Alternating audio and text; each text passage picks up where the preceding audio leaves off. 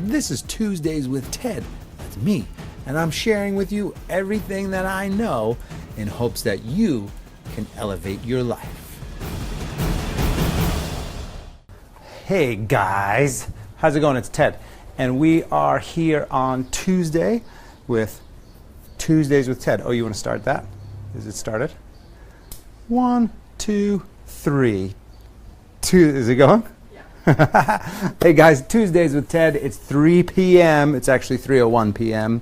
And today we're going to talk about handstands. So many people have asked about handstands and how to do handstands and how to do all that. Normally I just sit here and I pick a topic and we talk about it, but I figured that what we would do is we would go through kind of a workshop style type thing, right?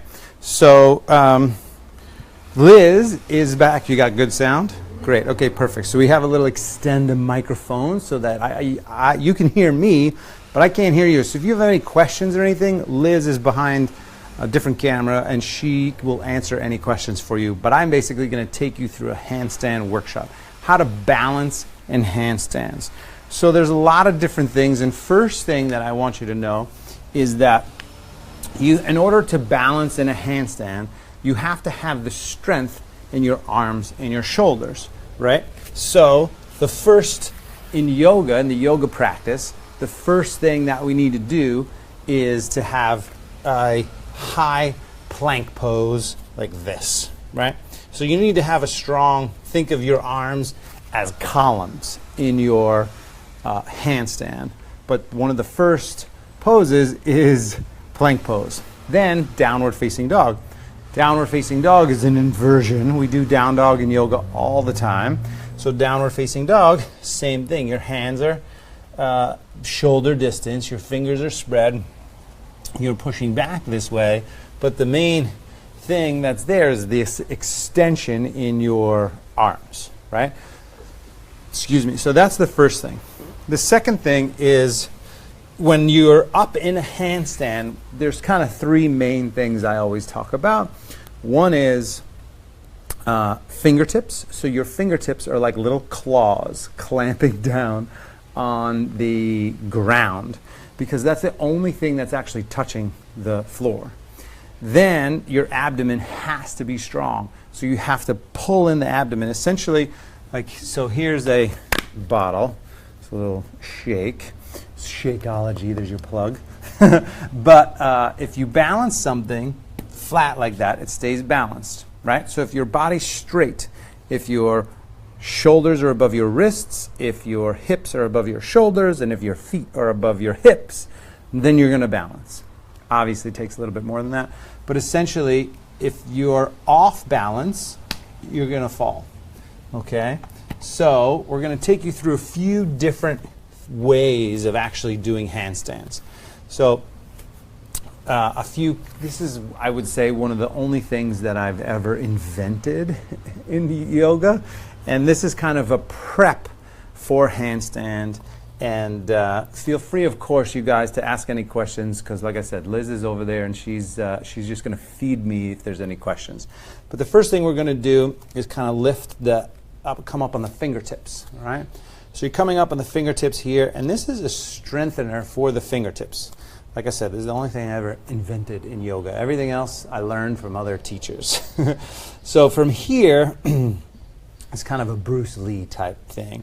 You want to strengthen the fingers. So as if you had a tennis ball under the fingers. So super, super strong from here.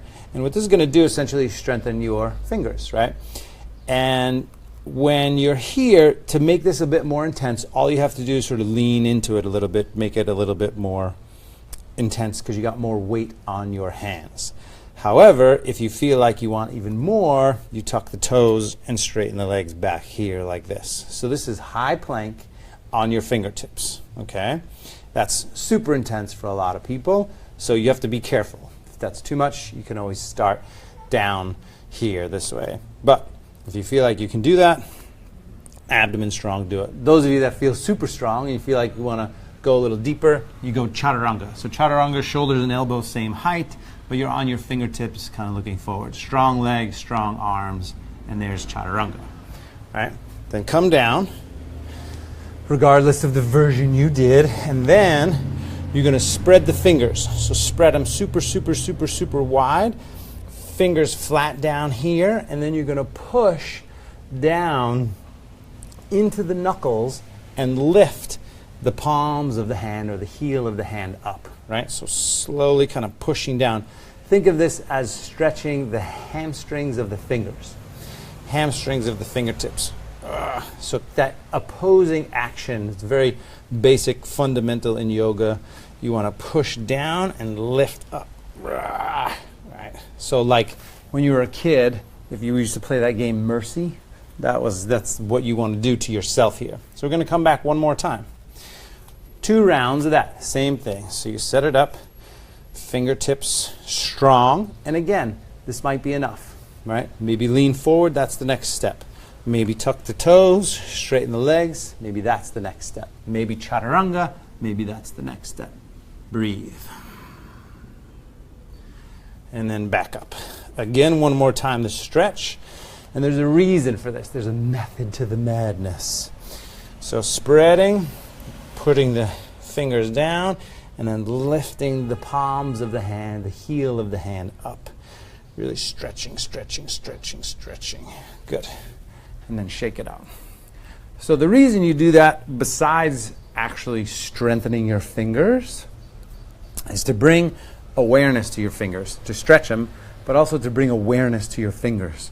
So your fingers you need as like claws when you're upside down in handstands or even arm balances for that matter, all right? So I'll show you just a simple crow pose where you're in here balancing like this. Your fingertips are really what cause you to be balancing. So you can move around like this, but if I go forward, it's my fingertips that stop me, that push me back out of that pose. So it has to do with arm strength and core strength, but a lot of fingertips. Okay? So once you have that, we're going to go to our next. Now we're going to kind of head to the wall. So balancing, there's 3 ways to get up, and I just want to take a short moment to acknowledge those people who have a hard time kicking up. There's 3 things I actually recommend if you're just learning to kick up. One is momentum, one is a kick, and one is a swing. Okay? So in all variations, I want you to gaze right underneath, right in between your fingers, right? So you're basically looking down, create a very small triangle. You look at the top of the triangle, the 2 edges of the triangle are your hands. You look there, head to downward facing dog like this, and then here's the momentum. So there's that momentum, right? That's the first thing. The second thing, and we'll break these down, is a big swing with your leg. So I typically go up with my right leg, so I'm typically kicking up with the right leg, right? So now you got a little momentum and swing, right? Momentum and swing, so you're working those 2 things. But then the third thing is the opposite leg, the kick. So you have momentum, swing with one leg, kick with the other leg, all at the same time. So from here, I got my momentum, I got a big kick, big swing with the leg, we'll call that, and then a big kick with the left leg. So if I take my right leg out of this experience and just push with my left, or kick with my left, it helps, but it's not going to get me all the way up there. I mean, it may get me all the way up there, but mostly it's not. You need all 3 at the same time. So just going to tuck my shirt in here for a second. Easier. But so now what we're going to do, a little momentum, swing and kick, and just get up to the wall. All right? So little fingers spread, palms flat, swing, momentum, swing and kick. Right? So then you're up here and you're using the wall. So typically when you start, you're using the wall, you're not worrying about balance. You're building the endurance and the strength that it takes to actually sound still good on there. You're using the endurance and the strength that it takes to actually hold your body up. okay? Because handstand is really tough. You're not used to holding the whole weight of your body on your wrists or arms, right? They're not really used to carrying anything unless you're lifting weights a lot, you have more strength, but for the most part, you're not used to holding the whole weight of your body up. I weighed myself, I think yesterday or something like that. I dropped 5 pounds in the last week. I think because now my leg is better, so I started exercising more. So all of a sudden I'm like, so I'm like 175 or 76 or something. But anyway, so the point is that when you kick up, you have to give yourself time to be upside down, to get upside down, to kind of stay upside down and build. So my goal in the beginning was always getting upside down and holding it, and then seeing how long I could hold. I used to take my little iPhone and I would just hit start, or I'd take a stopwatch before there was an iPhone. Back in the day, before the war, there was no iPhones. And then I would just hit the stopwatch,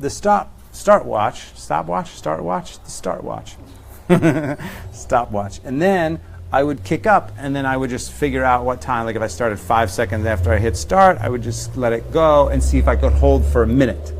And then I would try to build to 2 minutes. And that was just building this immense amount of strength. And those of you that are worried about getting bulky, trust me, you're not going to get bulky by these kinds of moves.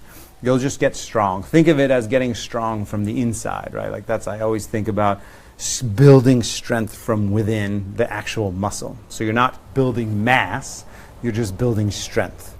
So we're going to do that one more time, but the next step for us is to work on the balance, okay? So first, just to reiterate here, fingers are spread, palms are flat, you're already gripping on the fingertips. And from here, remember, you got your momentum, so you're moving forward like that. And then as you get some momentum, you're going to swing. I'm going to use my right leg to swing, and then I'm going to really squat down and kick with my left. So momentum, swing, kick. And then I get to the wall. And then just hold there and breathe, right? So now you're building your strength, and I always drop the head and look down because with balance, it's much easier to focus when you're looking down as opposed to dropping your head and looking all the way across the room. There's no way. I mean, there is a way. Obviously, you can do it, but it's a lot harder to balance when you're looking all the way across as opposed to just looking right down in front of you, okay? So, next step is measuring the distance. So once you can kick up, now you're working on your balance. You measure the distance from the wall to your knees. This is our first step. Wall to the knees, okay? Wall to the knees, fingers spread, even back just a little bit. You're going to use that spot, and you're essentially going to kick up again. Same thing, momentum, swing, kick, all one. Eventually, you can see it takes less momentum. Drop the head for a moment and create a straight body and an L shape, like an upside down L. So upside down L, so my knees are bent 90 degrees, my feet are flat down, abdomen strong, all the weight of my body, most of it, is balancing on my arms. First thing. Then I look down at my balance point and then straighten one leg. The idea here, notice if I just tap off the wall a little bit, I'm pretty much almost balancing just by stacking everything above my wrists. So that's what you want to look for first, is stacking the, like we talked about a moment ago, shoulders over the wrists, hips over the shoulders, and then legs over the hips. In a straight line, thanks to gravity, you actually have no choice but to almost be balanced when you stack the bones. They talk about lining up the bones, like stacking the bones on top of one another. It's actually not really stacking the bones on top of one another because the bones don't connect that way, but that's a different story. Think about it that way. Think about stacking everything straight up. So that was the first step. We're going to do that one more time. So fingers spread, palms flat. You know your spot. You could measure it again. But the idea is to work on the balance and just gently tap off and really feel the whole weight of your body balancing. But Also, what you want to do is see if you can get up there, tap off, but not tap all the way off. So a lot of times I'll see people kick up, and they'll kick up, and they'll balance. She'll straighten one leg to feel the stack, and then they'll just immediately like come down.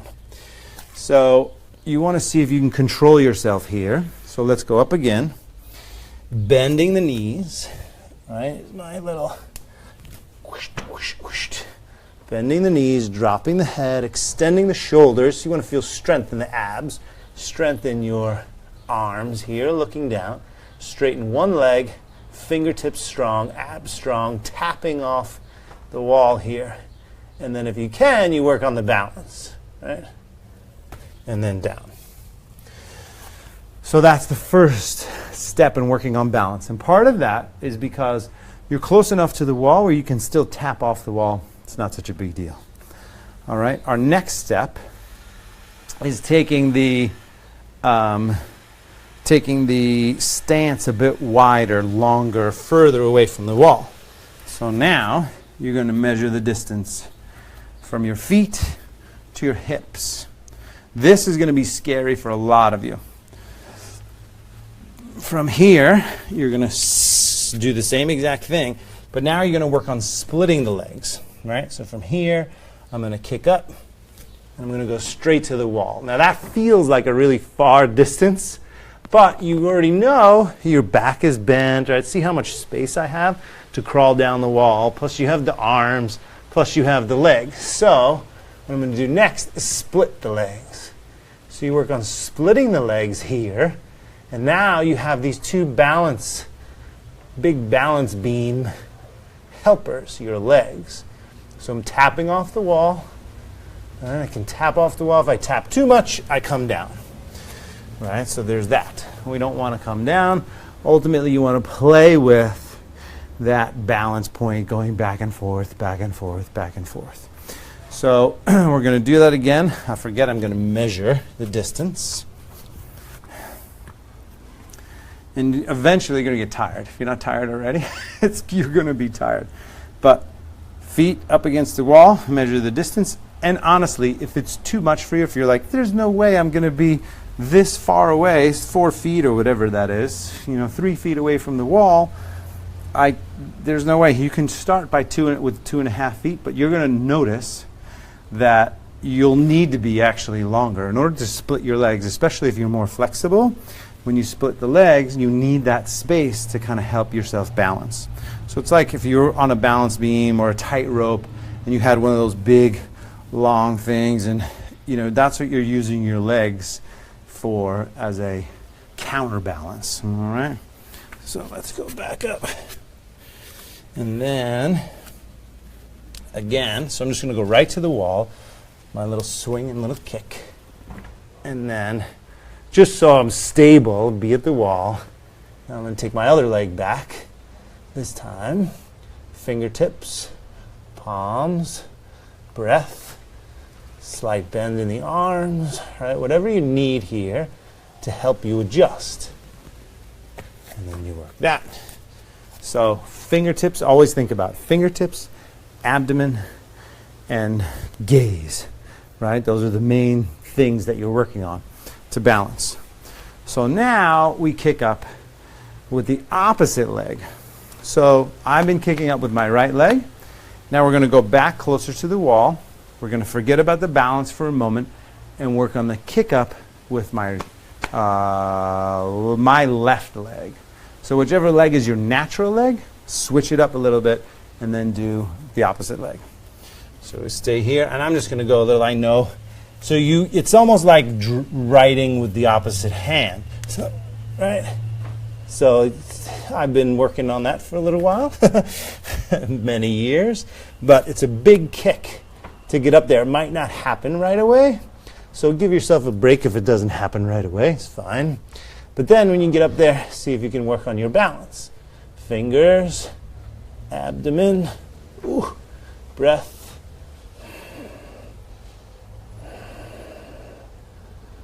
And eventually, it becomes definitely not second nature, I wouldn't say that, but it becomes a little bit easier.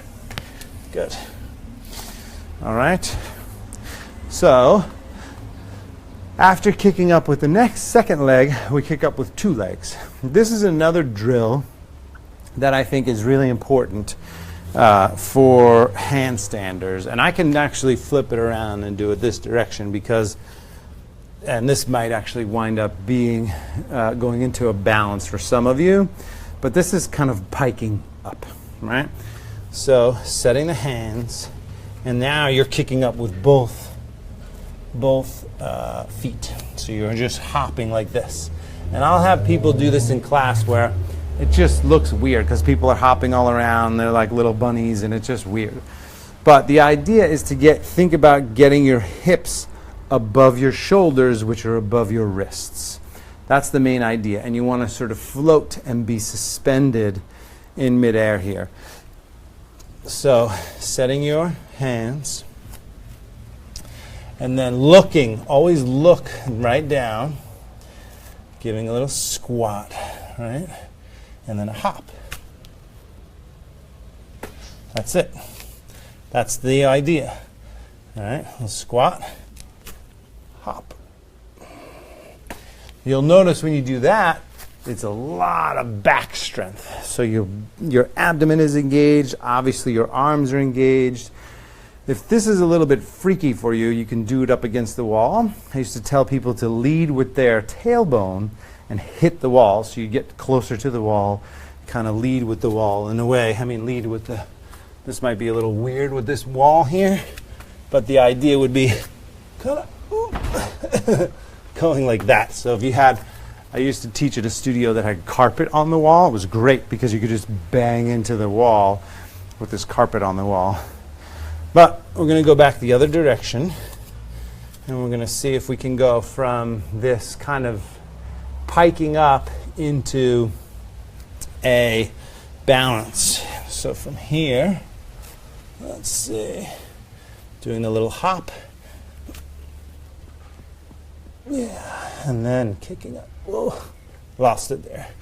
But that's the idea. So the idea is to come up. Ooh, almost. All right, a little hop. Let's see. There we go. And then hold. All right, so here, as things get a little bit more tricky, you're engaging your fingers, engaging your abs, holding tight, and then coming down. All right, so now my hands are a little tired. My wrists are a little tired. And that's basically how we're doing all of the different variations of handstand. So work on whatever you feel like you need to work on, starting in your fingertips, right? And then eventually going to the hands and really feel some strength in the hands for that. And then eventually you work on getting yourself to the wall, just balancing on the wall without, just standing up against the wall without balancing, to build that strength and that endurance to stay up there. And then eventually you take one leg off, and then eventually you take the other leg off. And then there's one final thing I just remembered, actually, that's really important. And I know we went from knee distance to hip distance, but once you kind of do that, and that becomes the normal part of your practice, where you're like, oh, let me try the knee distance, let me try the hip distance. A lot of times people just kick up and go to the wall and then try to back off the wall to balance. But what I would recommend instead of that is, as you start to balance, and this is sort of next level, next level is kicking up into balance. So instead of kicking up to the wall and then coming back, you want to kick into balance, okay? So I'll try it a couple times just so you can see. So if you overshoot, if you do it near the wall, and let's just say you're a couple feet away, 2 or 3 feet away, so you know if you overshoot it a little bit, you'll still be fine. If you overshoot it a lot, you'll be safe and you'll hit the wall. So from here, basically, all the other same stuff, but now you're trying to kick without going over. Okay, so I went over, so come down. So that doesn't even count.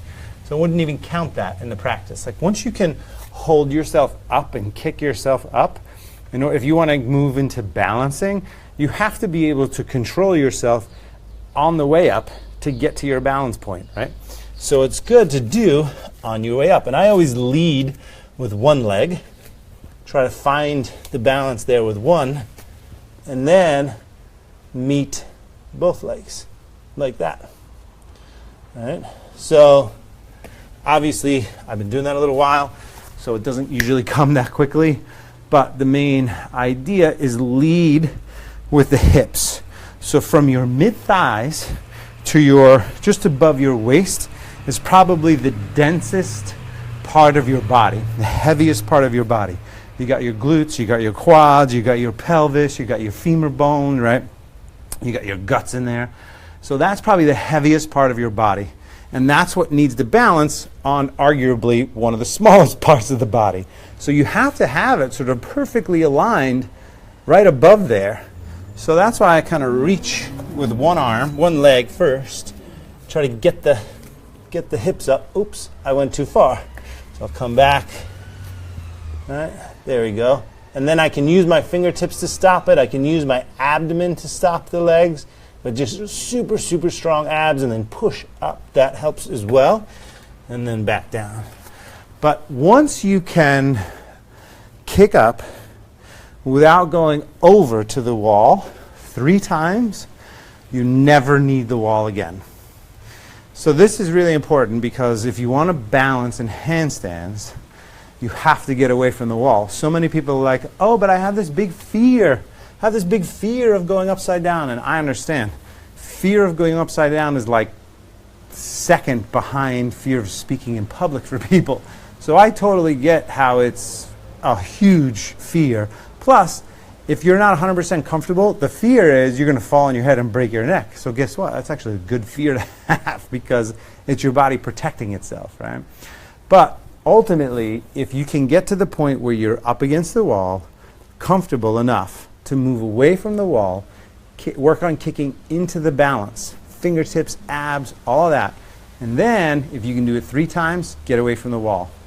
Because that's the only way your body and all the little nuances and the little muscles in the shoulders and the elbow and the wrists and the forearms and the abs, it's the only way they're going to figure out how to work together to make the handstand happen. All right? That is my time for today. No questions? No questions, you guys. Well, there you have it. Watch it again. And, oh, by the way, one final thing. So, Greg Louganis, who's a very dear friend of mine, and I will be doing a handstand workshop here in Malibu in August sometime. So I'll let you guys know, because we'll also be broadcasting that live, and then you'll actually be able to purchase it later. But all that's happening end of August. Subscribe, and I will see you again next time. Thanks, you guys. Hey guys, thanks so much for watching the video. I really appreciate it. I'd also appreciate it if you share it with your friends, but subscribe so you get regular updates when I'm posting new content. So click that button over here, or maybe it's up under here, or maybe it's down below. It's got to be somewhere around here, I think. So it's the universal energy ball of subscription. So click that button. Thanks so much, and I'll see you soon.